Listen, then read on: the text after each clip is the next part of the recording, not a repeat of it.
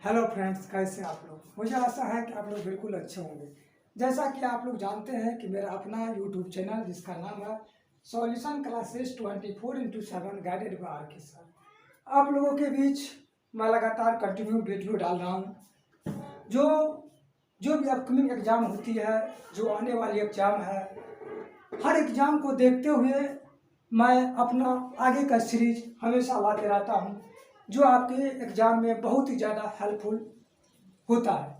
जैसा कि विद्यार्थी अगर बहुत रट लेता है, भूला जाता है किससे कौन सा डिजीज होता है, नहीं होता, ह्यूमन डिजीज जिसके बारे में, वायरस से कौन सा डिजीज होता है, प्रोटोजोआ से कौन सा डिजीज होता है, बैक्टीरिया से कौन सा डिजीज होता है, बहुत सारे डिजीज हैं और विद्यार्थी कन्फ्यूजन में रह जाता है और वो क्लियर नहीं कर पाता है कि कौन सा डिजीज किससे होता है। और जिसके चलते अगर क्लियर नहीं हो पाता है, जिसके चलते वो क्वेश्चन को गलत करके चला आता है। आपकी क्वेश्चन गलत नहीं हो, इसी के लिए मैं आप लोगों के बीच एक ऐसा ट्रिक लेके आया हूँ। अगर आप इस ट्रिक को याद रखते हैं तो आप बस 5 से 10 सेकंड के अंदर सही आंसर दे सकते हैं और अपना सिलेक्शन ले सकते हैं। अगर आप चाहते हैं कि मेरा सिलेक्शन हो तो ज़रूर एक बार मेरे यूट्यूब चैनल पे आइए और आपको बेहतरीन से बेहतरीन कॉन्सेप्ट के साथ जो भी ट्रिक वगैरह होती है, ठीक है, चाहे बड़े बड़े एग्जाम में पूछा जाने वाला क्वेश्चन होता है, ताकि आपको कहीं भी कोई प्रॉब्लम नहीं हो, आज मैं उसी से रिलेटेड एक टॉपिक लेके आया हूँ। भले ही छोटा छोटा टॉपिक होगा लेकिन बहुत काम का चीज़ होगा। आप लोग सुने भी हैं, देखन में छोटा लगे घाव करत गंभीर। तो मेरा अगर आप एक ट्रिक को याद रखते हैं तो इससे 13 बीमारी जो होने वाला वायरस से, वो 13 बीमारी आपको याद हो जाएगा। देखते देखते ही आपको याद हो जाएगा। चलते हैं, फिरते हैं, घूमते हैं, सोते बैठते भी अगर आप एक बार अगर इसको अच्छा से पढ़ लेते हैं तो फिर मुझे नहीं आवश्यकता है कि आपको दोबारा वीडियो देखना पड़ेगा, तिबारा देखना पड़ेगा। आपको एक बार मैंने कॉपी पे लिखे, वीडियो का स्किप नहीं करें। अगर आप वीडियो का स्किप करते हो सकता है कि आपका क्वेश्चन स्किप हो जाए, इसलिए आपका क्वेश्चन एग्जामिनेशन हॉल में स्किप ना हो, इसके लिए आपको ये बात याद रखना पड़ेगा। अरे आप अपना गर्लफ्रेंड का 10 नंबर का मोबाइल डिजिट नंबर याद रख लेते हैं तो भाई आपको एक लाइन का आपको ये भी सेंटेंस याद होना चाहिए। अगर आप एक सेंटेंस को याद रखते हैं तो आपकी मार्क्स आएगी और आपका सिलेक्शन हो जाएगा, और जिसके पीछे आप भागते हैं वो आपके पीछे पीछे भागने के लिए आएगी। तो इसलिए मेरे बात को गौर से सुने और मैं चलता हूँ अपने ट्रिक की तरफ। जो भी भारत से सबसे पहले नाम है ह्यूमन डिजीज, यानी मानव रोग, जो मानव में होने वाले डिजीज होते हैं। सबसे पहला है, हमारा पहला पॉइंट है बाबू वायरस, यानी वायरस से होने वाला बीमारी, यानी विषाणु से होने वाला बीमारी। यानी वायरस से कौन कौन सा बीमारी होता है, मैं वायरस के बारे में विशेष चर्चा करूंगा कि वायरस के पिता किसको बोला जाता है, ठीक है ना। वैसे आपके जानकारी के लिए बता दूं, इवान विस्की को बोला जाता है। कभी कभी क्वेश्चन पूछ दिया जाता है कि वायरस का पिता किसे बोला जाता है, इवान विस्की को बोला जाता है। चलते हम लोग वायरस से होने वाले बीमारी। तो याद रखना मेरे पॉपी अटैक चीख छोड़ गई है। याद रखना मेरे पॉपी अटैक चीख छोड़ गई है। बाबू एक दो बार अगर याद रखते हो, एक दो बार पढ़ते हो तो मुझे पूर्ण विश्वास है कि आपकी एग्जामिनेशन हॉल में क्वेश्चन गलत नहीं होगी। इसलिए मैं बार बार कहता हूँ, मेरे पॉपी अटैक चीख छोड़ गई है। अब याद रखेंगे मेनिंजाइटिस,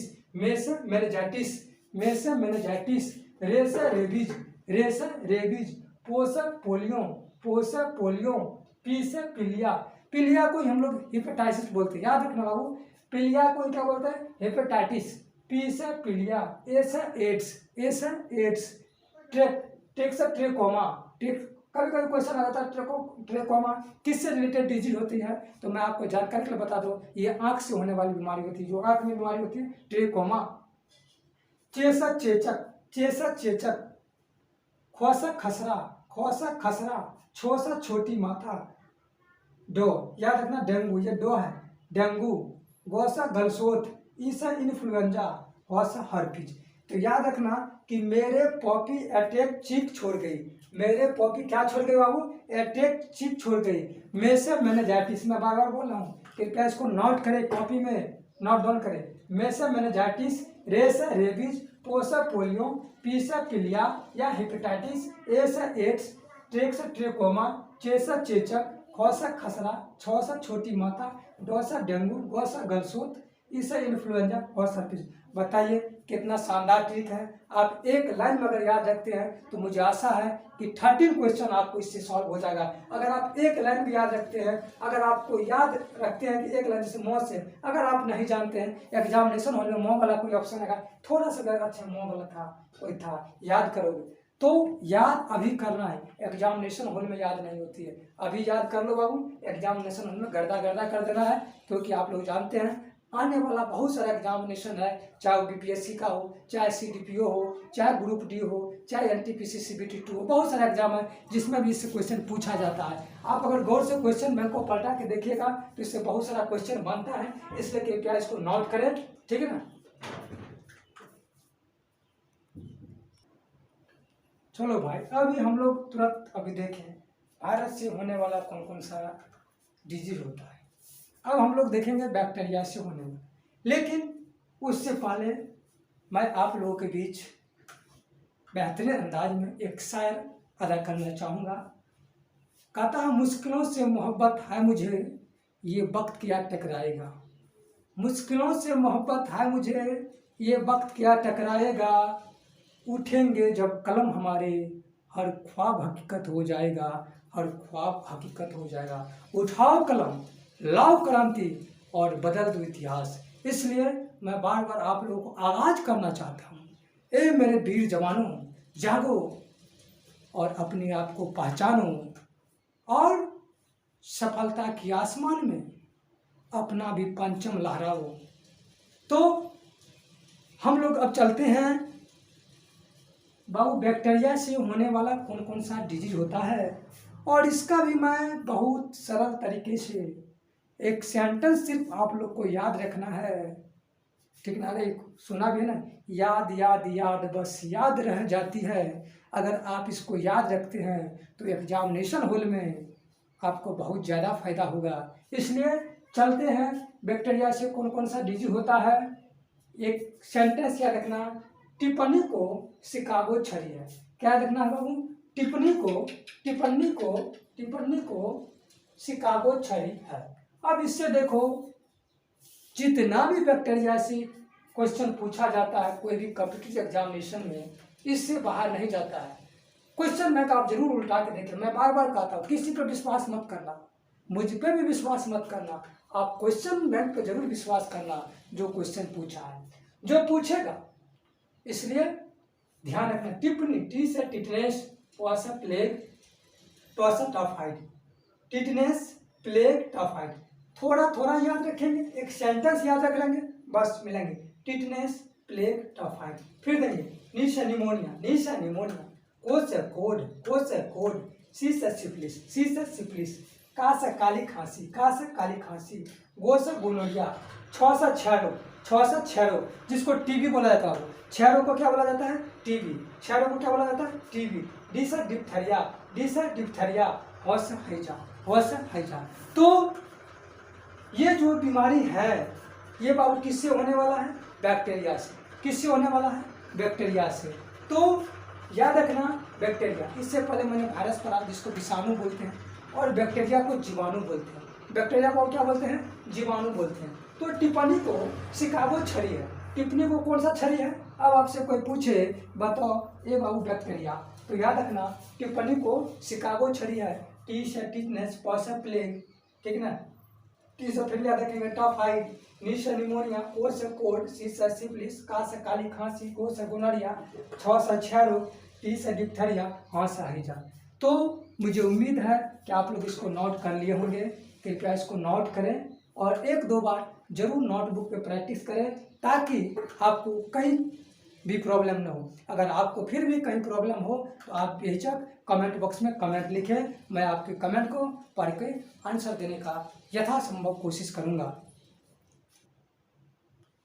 चलो भाई, अब मैंने देखा वायरस से, बैक्टीरिया से, अब बारी आई प्रोटोजोआ की। हम लोग चलते हैं प्रोटोजोआ से होने वाला कौन कौन सा डिजीज है। तो पहले की भांति अभी भी वही, बस एक ही सेंटेंस याद रखना सबका, ठीक ना। अब प्रोटोजोआ से देखेंगे कौन कौन सा बीमारी होता है। काला सोना पाया मैंने, कौन सोना पाया मैंने, काला सोना। कोई आपसे पूछे प्रोटोजोआ में क्या पाया, तो बोलना है कि प्रोटोजोआ में काला सोना पाया मैंने, काला सोना पाया मैंने। मैं बार बार कहता हूँ, कृपया इसको नोट करें, स्किप न करें, ठीक ना, वीडियो को देखें। काला सोना पाया मैंने, का से कालाजार, सो से सोने की बीमारी, प से पायरिया, प से पेचिस, म से मलेरिया। कालाजार, सोने की बीमारी, पायरिया, पेचिस, मलेरिया। कालाजार, सोने की बीमारी, मेरे साथ बोले हुआ, कालाजार, सोने की बीमारी, पायरिया, पेचिस, मलेरिया। कालाजार, सोने की बीमारी, पायरिया, पेचिस, मलेरिया। यानी ये सारा का सारा जो डिजीज होता है बाबू, किससे होता है, किससे होता है, प्रोटोजोआ से। किससे, प्रोटोजोआ से, प्रोटोजोआ से। कृपया इसे नोट करें। चलो, फफूंदी से यानी फंगस से। फंगस से कौन कौन सा डिजीज होता है, यानी फंगस से कौन कौन सा डिजीज होता है, इसके बारे में हम लोग चर्चा करेंगे। जैसा कि आप लोगों ने पढ़ा, मैंने वायरस के बारे में बताया, बैक्टीरिया के बारे में बताया, प्रोटोजोआ के बारे में बताया। अब बारी आई फफूंदी की यानी फंगस की। खुद खाए गंदा, फफूंदी में आएगा खुद खाए गंदा। खुद खाए, क्या खाए, गंदा। क्या खाना रहो, गंदा। खुजली, अरे खुजलाने लगता है, कहीं जाता है खुजलाने लगता है, समझ जाओ वहाँ तुम इफेक्ट हो गया। कोई चीज़ इफेक्ट कर दिया, फंगस से डिजीज हो गया। तो खुजलाना क्या हुआ बाबू, फफूंदी से। खुजली, खाज, दमा, एथलीट फूड, गंजापन, दाद, ये सब क्या होता है बाबू, ये सारा का सारा जो बीमारी होता है किससे होता है, याद रखना, फफूंदी से होता है, यानी फंगस से होता है। तो खुद खाए गंदा, खुद खाए गंदा, खुद से खुजली या खाज, खाज, द से दमा, ऐसे एथलीट फूड, गौ से गंजापन, जो से दाद। तो हम लोग को याद रखना है कि फंगस से कौन कौन सा डिजीज होता है। कृपया इसे नोट करें, कृपया इसे नोट करें। जो मैं इसलिए आप लोगों के बीच एक देशभक्ति दोलन कुछ बात बताना चाहूँगा। कहता है, जो भरा नहीं भावों से, जो भरा नहीं भावों से, जिसमें बहती रसधार नहीं, जिसमें बहती रसधार नहीं, हृदय नहीं वो पत्थर है, जिसमें स्वदेश का प्यार नहीं, जिसमें स्वदेश का प्यार नहीं। हम लोगों को अपने देश के प्रति प्यार होना चाहिए। इसलिए कहा गया है, जो भरा नहीं भावों से, जिसमें बहती रसधार नहीं, हृदय नहीं वो पत्थर है, जिसमें स्वदेश का प्यार नहीं। इसलिए मैं आप लोगों को कहना चाहूँगा कि आप जरूर अपने देश से प्यार करें, प्रेम करें, क्योंकि कहता नहीं, ये देश है वीर जवानों का, अलबेलों का, मस्तानों का। इस देश के बस क्या कहना, इस देश के। तो आप लोग जैसा कि जानते हैं कि हमें आज़ादी मिली 1947 में। हम लोग पहले आज़ाद नहीं थे। अगर हम लोग आज़ाद हैं तो हम लोग को अपने देश के प्रति समर्पित होना चाहिए, समर्पण होना चाहिए, एक देश के प्रति हम लोगों में जो इच्छा होना चाहिए। तो इसी के साथ जो भी थोड़ा मोड़ा डिजीज था, ह्यूमन डिजीज, जो बहुतों बार एग्जाम में पूछा जाता है और बहुत सारा कन्फ्यूजन आता है, मैंने आप लोगों के बीच ट्रिक के माध्यम से प्रस्तुत किया। और आप लोगों को ये वीडियो कैसा लगा, आप ज़रूर कृपया कमेंट बॉक्स में लिखें और मुझे प्रोत्साहित करने का कोशिश करें। तब तक के लिए धन्यवाद। जय हिंद, जय भारत, भारत माता की जय, वंदे मातरम। आपका दिन शुभ हो। मेरे तरफ से आप लोगों को दशहरा यानी दुर्गा पूजा की बहुत सारा शुभकामनाएं। माता का आशीर्वाद आप लोगों पर बना रहे।